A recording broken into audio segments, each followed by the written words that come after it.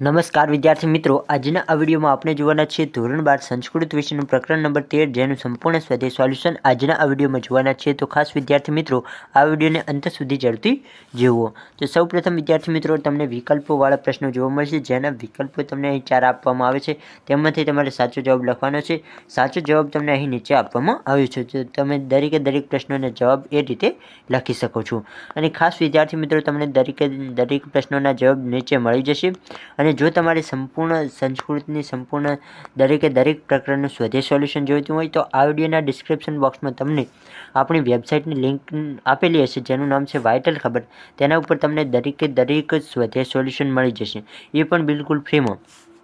અહીં હું જે પણ વિડીયો બનાવું એના સિવાય તમારે જે પણ સ્વાધ્યાય સોલ્યુશન જોઈતા હોય એ તમને બિલકુલ ફ્રીમાં આપણી વેબસાઇટ ઉપર મળી જશે।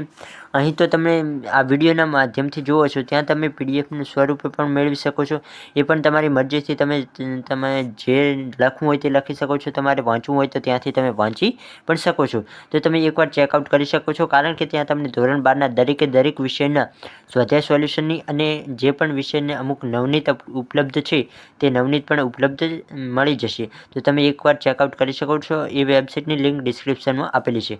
બાકી આજના આ વિડીયોમાં આપણે આ ધોરણ 12નું સંપૂર્ણ સ્વાધ્યાય સોલ્યુશન જોયું છે। વિડીયો પસંદ આવે તો તમારે દરેક મિત્રો સુધી આ વિડીયોને શેર કરો। આપણી યુટ્યુબ ચેનલ પર પહેલી વાર આવ્યો તો ચેનલને જરૂરથી સબસ્ક્રાઈબ કરો।